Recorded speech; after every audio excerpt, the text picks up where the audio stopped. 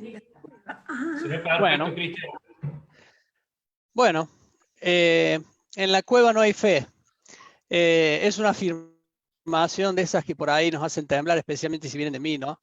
Pero vamos a pensar en esta noche y vamos a considerar desde una situación que es un tanto personal, otro tanto compartida, un poco cómo Dios puede hablarnos y cómo muchas veces en las situaciones en las que nos encontramos, a veces podemos estar en una cueva, incluso a veces no en un sentido físico de la palabra, ¿no?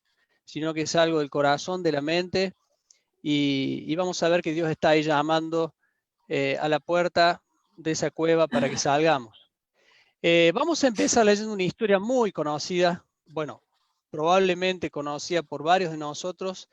Eh, voy a compartir, voy a leer yo el texto.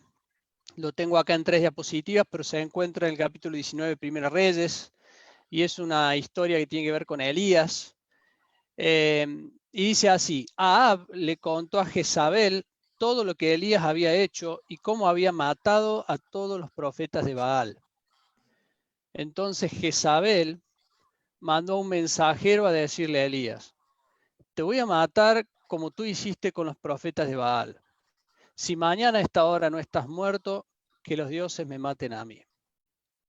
Cuando Elías supo esto, se asustó tanto que huyó a Beerseba, en el territorio de Judá, dejó a su ayudante en Jezreel y anduvo por un día en el desierto. Después se sentó debajo de un arbusto y estaba tan triste que se quería morir. Le decía a Dios: Dios, ya no aguanto más, quítame la vida, pues no soy mejor que mis antepasados. Después que se acostó debajo del arbusto y se quedó dormido, al rato un ángel lo tocó y le dijo: levántate y come. Elías miró y encontró cerca de su cabeza un pan recién horneado y una jarra de agua. Así que comió, bebió y se acostó de nuevo. El ángel de Dios fue por segunda vez, tocó a Elías y le dijo: levántate y come, pues el viaje será largo y pesado. Entonces Elías se levantó, comió y bebió. Esa comida le dio fuerzas para viajar durante 40 días y 40 noches hasta que llegó al monte Horeb, que es el monte de Dios. Allí encontró una cueva y se quedó a pasar la noche, pero Dios le habló de nuevo y le preguntó: ¿qué estás haciendo acá, Elías? Él contestó: yo me he preocupado mucho por obedecerte, pues tú eres el Dios Todopoderoso. El pueblo de Israel ha abandonado el pacto que tiene contigo, ha destruido tus altares y ha matado a tus profetas. Solo yo estoy vivo, pero me están buscando para matarme. Entonces Dios le dijo: sal afuera de la cueva y párate delante de mí en la montaña. En ese momento Dios pasó por ahí y de inmediato sopló un viento fuerte que estremeció la montaña y las piedras se hicieron pedazos. Pero Dios no estaba en el viento.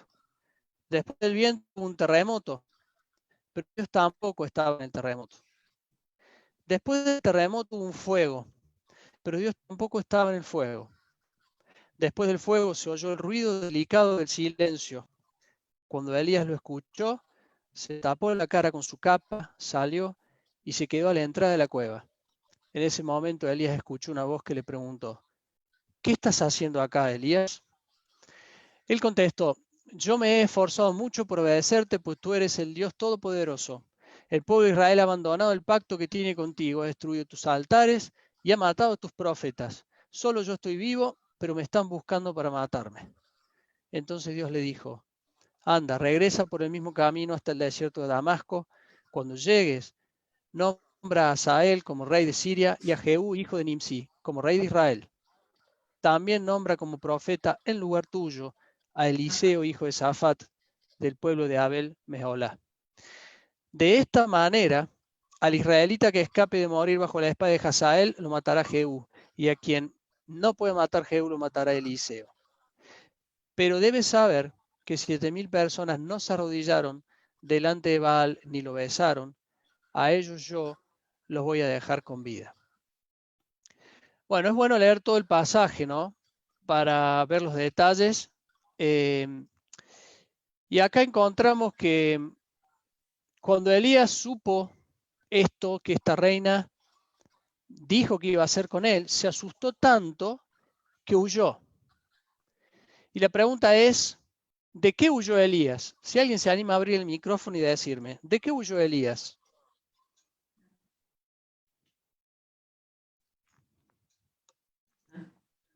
Yo me tomo un mate.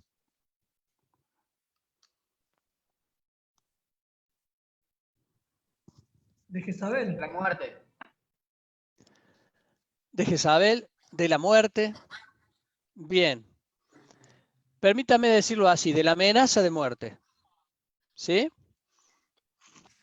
De la amenaza de muerte. Jezabel era una reina que aparentemente en el reinado de Jezabel abundaban, podríamos decir, dos cosas en particular, la opresión y las costumbres libertinas. Y en medio de esa cultura que esta mujer estaba instalando en el pueblo de Israel, Elías huía, ¿no?, de la feroz amenaza de Jezabel. Ahora dice después el texto que esa comida que él recibió en el desierto, le dio fuerzas para viajar durante 40 días y 40 noches hasta que llegó al monte Horeb. Y dice que encontró una cueva y se quedó a pasar la noche. ¿A dónde fue Elías? Bueno, a la luz del texto diríamos se fue al monte Horeb, se fue a una cueva. Podríamos decir que se fue a un lugar físicamente seguro. ¿Sí? Y vamos a ver que en particular él decide irse a un lugar, el monte Horeb era el monte Sinaí, era aquel monte de Dios donde Dios le entregó a Moisés las tablas de la ley, los 10 mandamientos, y esto es un hecho, o era un hecho tan importante en la historia, ¿no?, que para Elías buscar un refugio, qué mejor que irse al monte de Dios, ¿no? Esto me hace pensar cuántas veces buscamos un lugar de refugio y no lo pensemos exclusivamente en un sentido físico de la palabra, ¿no? Y buscamos, acá no vemos a un Elías rebelde, no vemos a un Elías huyendo de Dios, sino al contrario, vemos un Elías débil, frágil, vulnerable, como vos, como yo, y que en ese momento para él lo más seguro era ir a este monte de Dios. Y es más, si es el monte de Dios, mejor, pero si es una cueva de roca ahí en ese monte, también mejor, ¿no? Él estaba buscando un lugar seguro y cualquier parecido con la realidad es pura coincidencia. No empecé viendo la historia de Elías acordándome esos detalles, pero cuando vi que él también estuvo en cuarentenado, podríamos decir, me sentí identificado. Solo que la cuarentena de Elías fue bastante literal, pero no fue tranquila, ¿no? La cuarentena de Elías fue en el desierto. Así que no fue en la cueva, fue antes de la cueva. Nosotros la estamos pasando medio en la cueva, ¿no? Pero ya voy a hablar que no estoy hablando de la cueva en un sentido figurado en nuestras casas, ¿no? Justamente es lo que voy a mencionar después. Ahora, algo muy curioso. Elías huye de la amenaza de muerte y es uno de los dos privilegiados en la historia que fue arrebatado y no vio la muerte. Es interesante. Enoc y Elías, en este caso Elías en carro de fuego, fue llevado a la presencia de Dios y no vio la muerte. Por lo tanto, esto también es anecdótico y nos puede hacer pensar.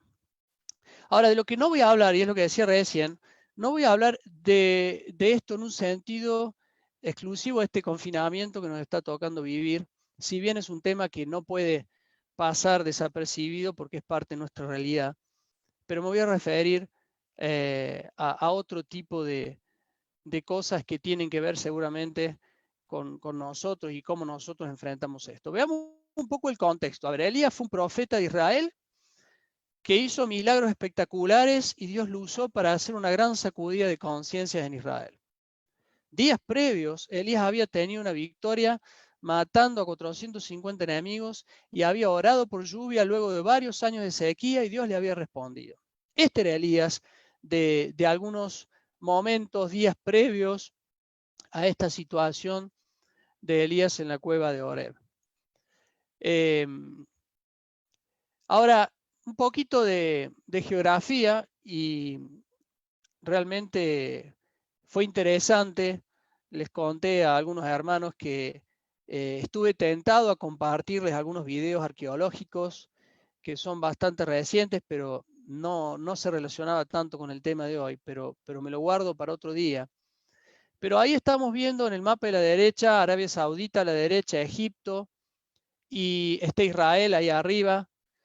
Y en esa zona donde vemos el Mar Rojo, ahí que sale un círculo a la izquierda, ahí estamos viendo dónde se estima, ¿sí? Dónde se estima que estaba ubicado este monte tan emblemático, tan significativo, para, bueno, para el pueblo de Israel, ¿no? Y para todos nosotros los cristianos.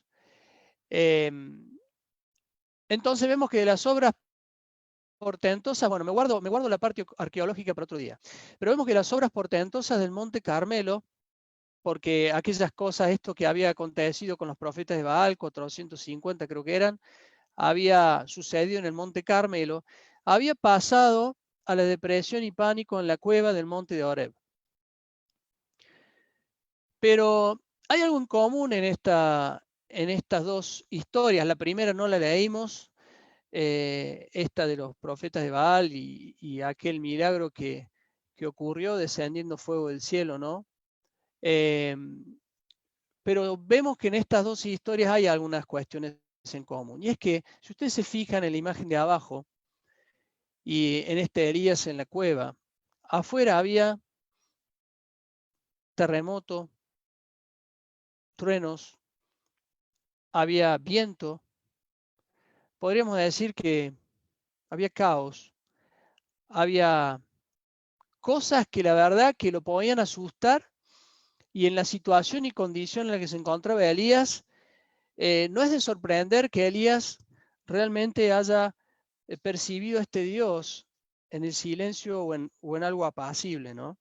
Estaba necesitado Elías de esto, pero afuera había cosas sucediendo.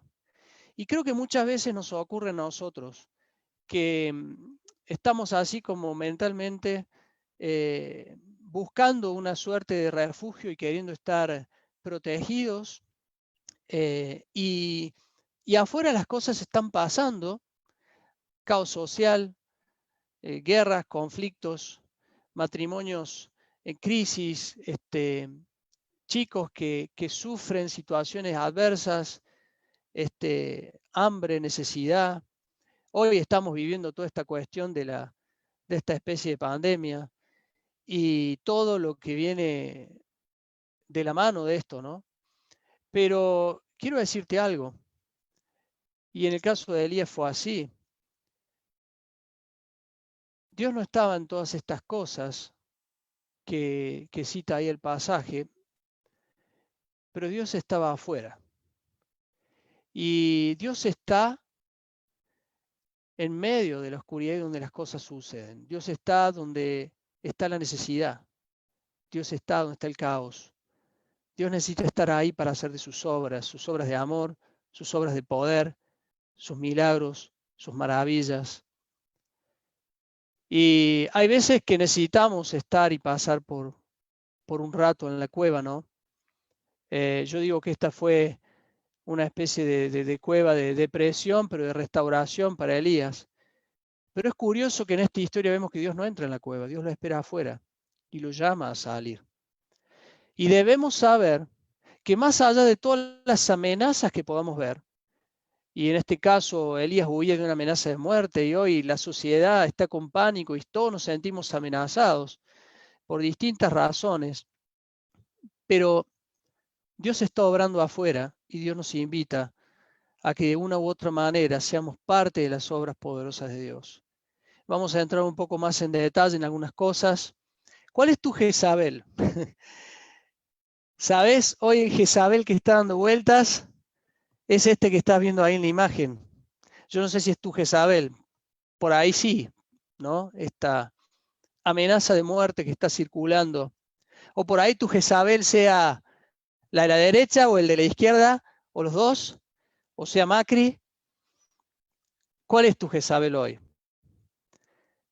Quizás tu Jezabel sea dónde estás parado, cuáles son tus creencias, dónde realmente está puesta tu confianza y dónde está tu fe, dónde están tus convicciones y tu integridad que nos debe llevar a vivir esas convicciones en obras que realmente son genuinas delante de Dios y que están basadas en nuestra confianza en Él. Por ahí sea tu yo, tu gran Jezabel. Ahora, al final, siempre se trata de lo que creemos. Afuera pasan muchas cosas, pero no es la realidad la que condiciona mi actuar. No es lo que conozco de la realidad y tampoco es lo que conozco de Dios, sino realmente lo que creo, porque lo que creo condiciona lo que hacemos. Yo les voy a contar una pequeña experiencia. Me tocó hace 2 años atrás, creo que hoy no tengo los jóvenes ahí conectados, si no se acordarían. Me pidieron de hablar en el campamento, nuestro campamento ahí de verano, de un tema que me encanta, que es de la verdad y la mentira. Me encanta, es un tema que me encanta. Y de hecho creo que el que vociferó que yo lo diera es porque sabía que es un tema que me gusta compartirlo. Esto que tiene que ver con el engaño y la verdad. Y sinceramente, como había varias veces compartido este tema, y en realidad no así abiertamente, sino que nos encanta con Dani compartir con personas que están atravesando crisis, situaciones. En este momento, Dios me está bendiciendo y dando la oportunidad de poder ayudar a alguien que está atravesando situaciones también espiritualmente complicadas. Y estas cosas a menudo en esas charlas es donde realmente las puedo compartir. Pero en este caso era compartirlo con los jóvenes en un campamento de jóvenes. Yo dije, yo no quiero hacer esto de una manera muy teórica. Así que pensé, porque había dentro del tema algo bien específico que yo quería transmitirles. Así que hice una especie de simulacro. Yo fui por un solo día al campamento, fui a compartir nomás esto, así que le pedí a la gente de la cocina que me ayudara y que yo en un momento determinado del mensaje iba a hacer una seña con la mano, que ellos solamente lo iban a entender, y alguien iba a entrar.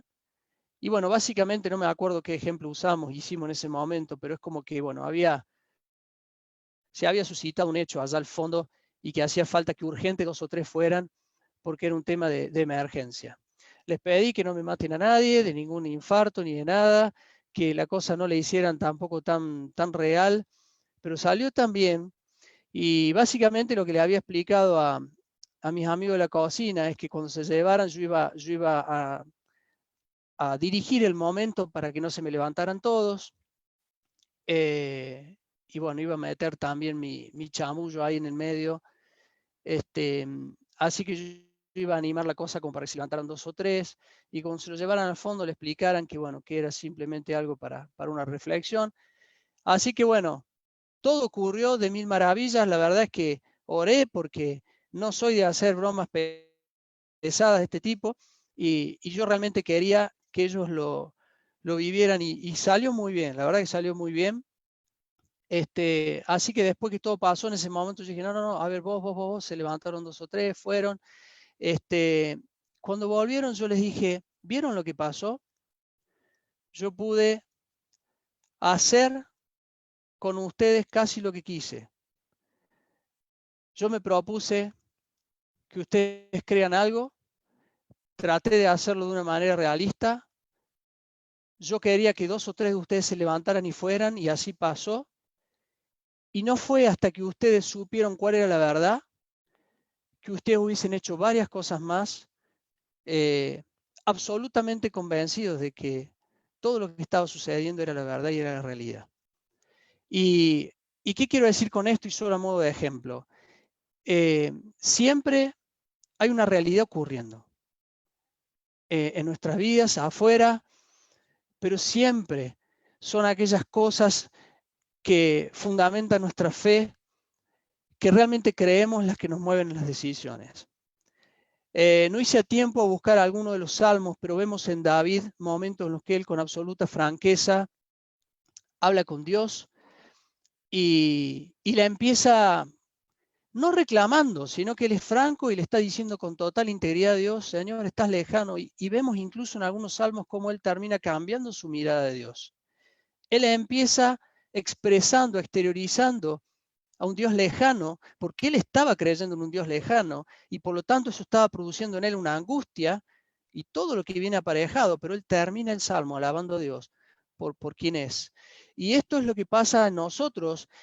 No es tan importante la realidad como cómo concibimos la realidad y de qué manera nos paramos frente a la realidad desde nuestras creencias más profundas. Y acá vemos en el caso de Elías, dice, pero debes saber, le dice Dios, que 7.000 personas no se arrodillaron delante de Baal ni lo besaron. A ellos yo los voy a dejar con vida. Y acá vienen los números. Estamos viendo números permanentemente. Pero acá Dios le saca sus números a Elías, porque Elías tenía otros números en su cabeza. Fíjense que en el argumento que Elías le da, dice: han matado a tus profetas, solo yo he huido, solo yo estoy con vida. Estaba viendo la realidad de una forma sesgada. Estaba mirando la realidad a través de una ventana y él estaba considerando la realidad desde su percepción, y por lo tanto, y como él estaba concibiendo la realidad, él huye y cae en el pánico, en el temor, y busca un refugio. Y de alguna manera Dios le hace ver acá: mira, yo te voy a hacer ver las cosas con otra amplitud. Yo te voy a hacer ver que yo he estado guardando la vida de muchos que en realidad no han adorado a Baal.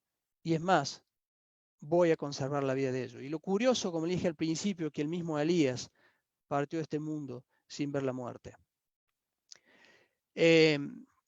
Ahora vamos a hacer un paseo grande, pero muy fugaz. Yo solo rescaté algunas expresiones de algunos versículos. Y el desafío es que vamos a repasar la vida así, vamos a mirar justamente las cosas con amplitud, porque cuando permanentemente eh, estamos frente a mucha información, pero de pocas cosas, mucho bombardeo de información, pero de poquitos temas, siempre de lo mismo, el riesgo es que perdamos esta amplitud y dejemos de ver las cosas. Y cuando nosotros nos acercamos desde la fe, también nos puede pasar. Así que lo que vamos a hacer ahora es vamos a ver la vida de hombres y mujeres, muchos de ellos citados en Hebreos como héroes de la fe, y vamos a ver ante qué situaciones ellos se enfrentaron. Vemos en Abraham, ahí en Génesis capítulo 12, versículo 1, dice que Dios le dice: deja tu tierra, tus parientes, y vete a la tierra que te mostraré. Yo les quiero hacer una pregunta, y de verdad quiero que alguien abra su micrófono. ¿Qué te parece este desafío de Dios de dejar tierra, de dejar parientes, y de irse sin hoja de ruta a un lugar que no conocía? Alguien que se anime a abrir el micrófono, de paso hacemos un rompehielo, y que me diga cómo percibe esto, si nos tocara a nosotros, si tocara a vos o me tocara a mí. ¿Qué te parece? ¿Fue fácil para Abraham? No.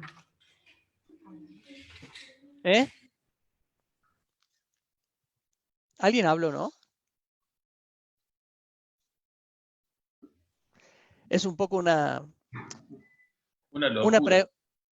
Sí, tal cual, tal cual. Para nosotros, cuando nos acercamos a la Biblia, es más fácil, porque probablemente muchos hombres y mujeres hoy que tienen un llamado a cosas a veces un poco locas, siempre estamos los cristianos, bueno, yo la verdad que no sé si entro en la lista, pero los más prudentes por ahí, ¿no? Tratando de cuidar al hermano, pero mirá, ¿estás seguro? Si ustedes pudiesen haber hablado con Abraham, pero pará, pero ¿estás seguro que fue Dios? Ahora, era arriesgado. Alguna vez vi un video imaginando este Abraham. No estaba solito Abraham. Era una mudanza, marca cañón, diría mi hermano. Eh, todos los animales, toda la compañía que fue ahí y lo que implicaba y salir. Ahora, este Abraham también se encuentra en la escena con su hijo. Y yo rescaté una frase que es la que más me conmueve y la que más puede conmover a quienes somos papás. La de aquel hijo que le dice cuando lo estaba llevando para sacrificar: Padre, ¿dónde está el cordero para el holocausto? Y la historia de José en Génesis 39, que dice, pero aún en la cárcel el Señor estaba con él, en la cárcel, y hizo que se ganara la confianza del guardia. O Miriam, la mamá de Moisés, cuando ya no pudo seguir ocultándolo. Y también he visto una película para niños, pero muy bien ambientada, con nuestros chicos, donde realmente me pude meter en la situación y todo el esfuerzo por ocultarlo, y cuando ya no podía ocultarlo, ponerlo en una cesta, en un río, y todo lo que sigue después en esta historia. Yo quiero que pienses que esto es más que una historia que usamos para compartir a los niños, pero que a veces lo hacemos muy desde afuera. Yo quiero invitarte a que te metas en estas situaciones, porque ¿sabes cuál es el común denominador? En casi todas, la muerte pasaba ahí al ladito. En casi todas hubo riesgo. Y en todas ellas hubo quienes se jugaron por lo que Dios esperaba de ellos. Ahí Moisés también en Éxodo 3. Tú y ellos se presentarán ante el rey de Egipto. Y yo me puedo encontrar leyéndolo como nada. ¿Sabes lo que es? Ir y presentarme en esa situación ante este personaje. O David, esta expresión que me encanta, pero que lo llevó a riesgo, a todo lo que implicaba. ¿Quién se cree este filisteo pagano que se atreve a desafiar al ejército del Dios viviente? Quizás de todas las frases que he rescatado, esta de David podría ser una frase que pega mucho con el mensaje que les quiero dejar hoy. ¿Sí? Pero teníamos a todo un pueblo, a toda una nación atemorizada y en una condición. Y justamente vemos a un David empoderado por Dios, pero desde el corazón. Esther, cuando dice que vio a la reina Esther de pie en el patio, y de pronto esta escena que pasa un poco desapercibida, pero vemos ese coraje donde en realidad Esther entra ahí a ver al rey, y eso no era un hecho permitido, y se la rejugó. Rahab, la verdad, hermanos, a quien yo no hubiese puesto, si yo hubiese escrito Hebreos, no hubiese puesto en el listado. Una prostituta que mintió para cuidar a estos espías de Dios. Pero cuando vemos todo el relato es realmente fantástico, y hizo un acto donde ella corrió también muchos riesgos. Sansón, de quien siempre nos quedamos con esta parte del pecado de Sansón, la debilidad de Sansón, pero Sansón está en Hebreos. Y el último acto de Sansón básicamente dice que la gente llamen a Sansón para que nos divierta, y lo que hacían era burlarse de él. No era fácil la escena, pero Sansón clamó, Sansón a Dios, y ocurre aquel hecho tremendo donde Dios le da fuerzas y se produce todo aquel derrumbe, y dice que mató más en su muerte Sansón que en su vida, que en toda su vida. Y Gedeón, a quien Dios le hace básicamente quedarse con un pequeñísimo, minúsculo grupo de hombres. ¿Y saben qué les dio para ir a guerra? trompeta, cántaros y antorchas. Hermanos, estamos hablando de vida o muerte. Estamos hablando de hombres y mujeres a quienes Dios los puso al filo de la muerte. No estamos hablando de lindas historias que nos pueden recrear un rato. Daniel, hay varias historias de Daniel cuando propone no contaminarse con la comida del rey. Hay que animarse. Riesgo, vida o muerte. O sus amigos cuando básicamente aquellos que tramaban en contra de la vida de Daniel y sus amigos, básicamente dice, estos varones, oh rey, no te han respetado porque no estaban adorando a los dioses falsos. O en Daniel 6, cuando básicamente se hizo el edicto y se prohibía toda adoración que no sea al faraón, y vemos ahí que Daniel, como de costumbre, abrió las ventanas en dirección a Jerusalén y hallaron a Daniel orando. Y te habrás hecho la pregunta que nos hacemos todos, y no hubiese sido más fácil, Daniel seguía haciéndolo a ventana cerrada. Pero cuando las convicciones realmente nos mueven y son movidas por Dios. El mismo Lázaro, aunque no vemos en él un acto puntual, sino en Jesús que lo resucitó, pero el hecho de que Jesús lo haya resucitado, dice que los principales sacerdotes acordaron dar muerte a Lázaro. Así que aunque Lázaro había sido resucitado, andaba por ahí siendo perseguido por la muerte. Juan el Bautista, que le dijo, la ley te prohíbe tener a la esposa de tu hermano. Cuando nosotros no podemos callar para ser verdaderamente íntegros. Hace poco entendí, me gustó mucho. Yo estaba, pero totalmente fuera de esto, incluso fue antes de toda esta situación de cuarentena, ¿no? Yo estaba no compartiendo ciertas cosas por el qué dirán, porque por ahí me iban a rechazar, porque no iba a ser aceptado. Y un mensaje me habló fuerte y me hizo ver que cuando hablamos de integridad, yo pensaba en la integridad siempre, ¿no? Como esta cuestión de la honestidad, la sinceridad, el ser correcto. Pero este hombre hablaba de la integridad. La integridad te lleva a que todos sepan lo que realmente pensás y dónde estás parado. Aunque eso tenga un precio. Y yo me di cuenta que Dios me estaba hablando, Cristian, no estás siendo íntegro delante mío. Estés o no estés en lo correcto. Pero es importante, hermanos, que Juan el Bautista no cayó, aun cuando eso le costaba la muerte. Yo puse amigos ahí, pero en Marcos 9:25 vemos la escena cuando hacen una abertura ahí, una casa, un edificio para bajar a un paralítico. ¿Quiénes lo hacen? Sus amigos. ¿Cómo se jugaron? ¿El qué dirán? Yo a veces me pregunto, ¿y al que le rompieron el techo?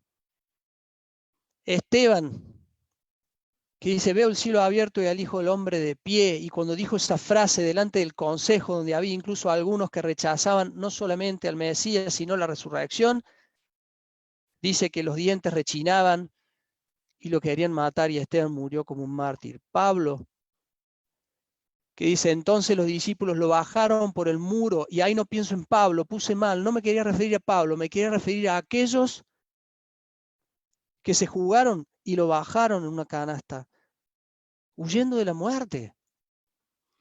Pero me gusta más esta historia, donde Dios le dice básicamente a alguien, y fue justamente en esta historia de Elías, pero fue a Abdías, y esto no es algo que leímos al principio, esto está en el capítulo 18, medio como le dijo, anda a la casa de este asesino.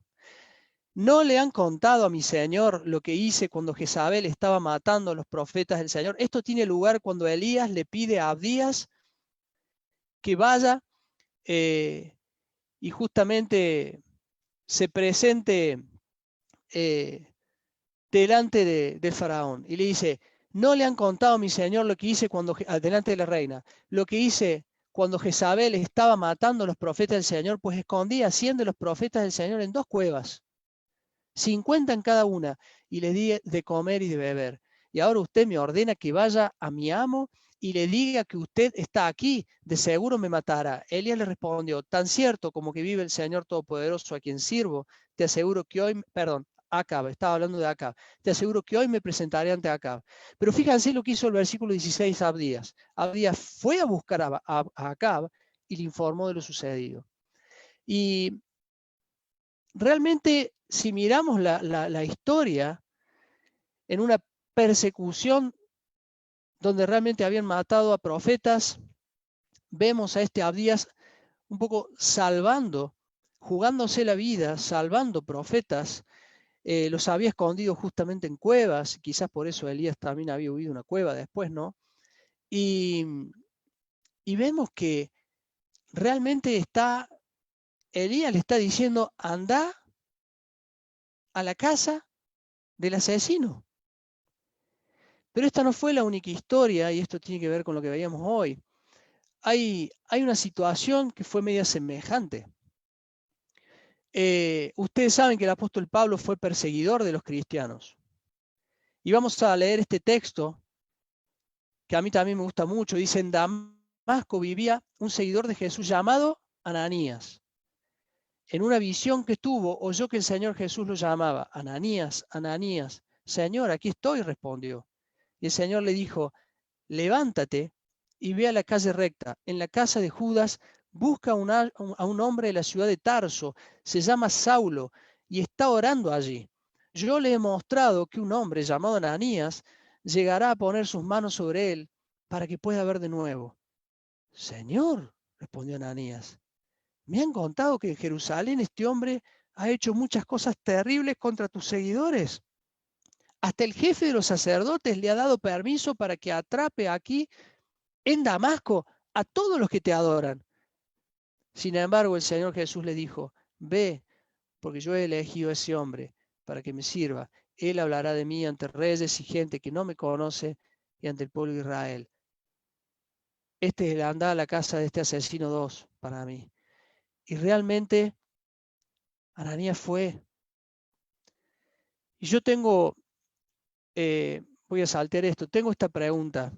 Después veía ahí el ejemplo de Juan cuando está en la isla de Pasmo, una isla donde estaba huyendo de la persecución también. Aparentemente hay quienes dicen que ahí iban justamente perseguidos por ser cristianos. Todos tuvieron 2 cosas en común, la fe y la obediencia al llamado de Dios por encima de todo lo demás. Pero a mí a lo que me lleva esta mirada amplia de la Escritura y de todas estas historias, ¿qué nos haría pensar que vivir la fe en medio de los riesgos y la muerte cercana es solo algo para los hombres y mujeres de la Biblia y no para nosotros? Porque lo que me parece que muchas veces ocurre con nosotros y con la iglesia en este tiempo es que nos metemos en una cueva virtual, vamos a decir virtual porque no es física, y dije al principio, no me estoy refiriendo al confinamiento y a las casas. Me estoy refiriendo al plano de las ideas, a dónde estamos parados.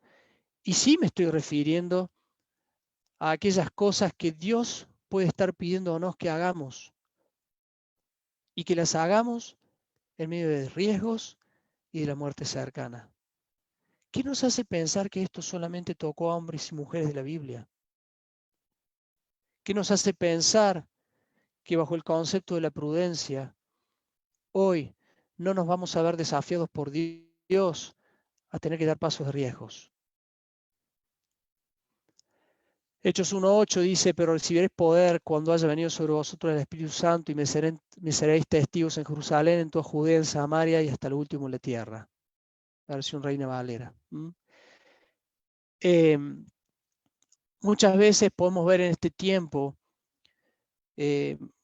cristianos que nos apocamos y una iglesia que se apoca frente a la amenaza que está dando vueltas afuera, ¿no? Y este es un pasaje clave, primero porque es el pasaje donde vemos la misión que justamente la iglesia iría a tener y donde Dios primero nos empodera, ¿no? Y nos da de su Espíritu Santo que hoy vive en nosotros. ¿Para qué? Para ser testigos.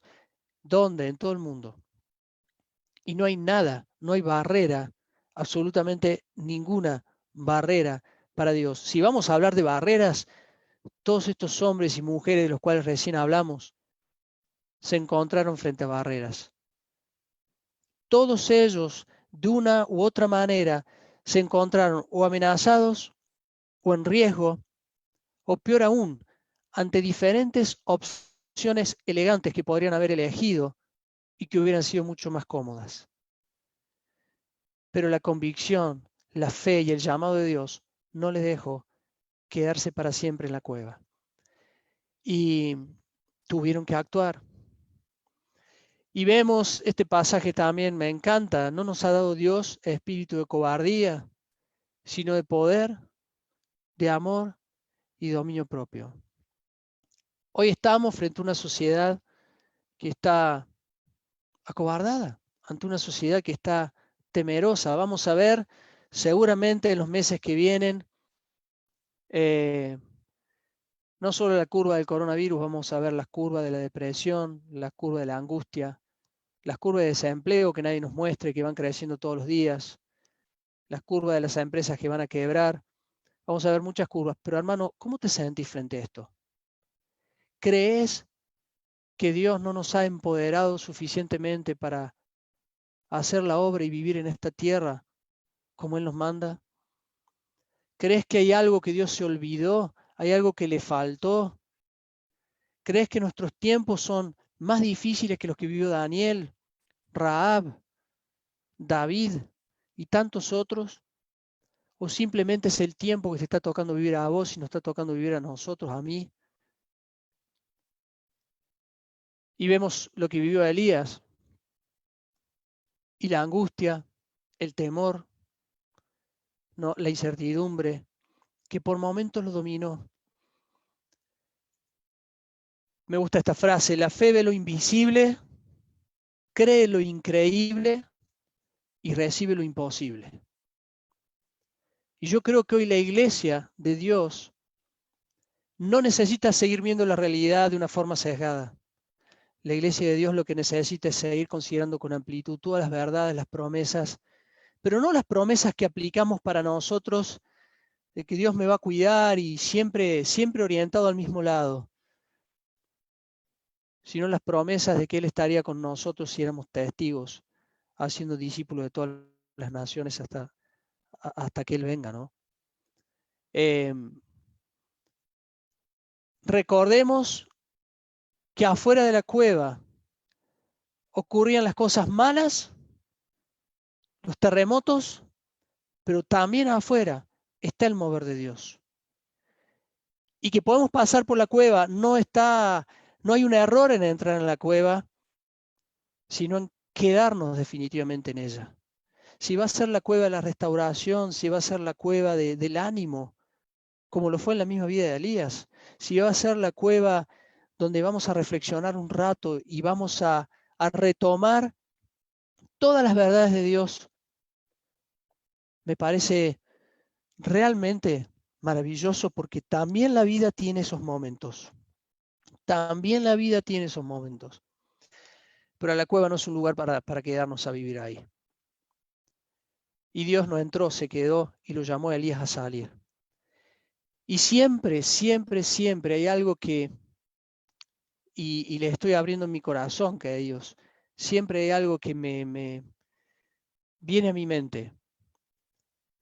Es donde ocurren las cosas feas, es donde está el caos, es donde están los terremotos, es donde están los truenos, es donde está el viento recio, que también está Dios haciendo sus obras de amor. No es posible vivir las obras de amor de Dios sin estar de alguna manera en medio del caos. O huís del caos, y eso significa que vas a huir también de esas obras maravillosas de las que Dios quiere que participes. O salís de la cueva fortalecido por Dios, pero para ser parte de las obras poderosas que Dios quiere hacer. Y no solamente te lo digo en un sentido individual, lo digo en un sentido comunitario y colectivo. Esto es un mensaje que necesitamos como iglesia. Me gusta esta frase, y ya estoy terminando. Andamos por fe, según lo que Dios dice es verdad, en el poder del Espíritu Santo. Y la fe es la confianza en todo lo que Dios nos dice, pero sobre todo, donde hay verdad. No es confiar en cualquier cosa, es confiar sobre la base de la verdad. Y cuando percibimos las cosas de una manera equivocada, nos percibimos a nosotros o percibimos a Dios de una manera errada, empezamos a vivir en el error. Siempre Dios nos quiere traer a la verdad. Siempre Dios nos quiere fortalecer en la fe para que también experimentemos en el poder del Espíritu Santo todas aquellas cosas a las que Él nos quiere llevar. También me encanta esta frase donde aparece la Trinidad de Dios.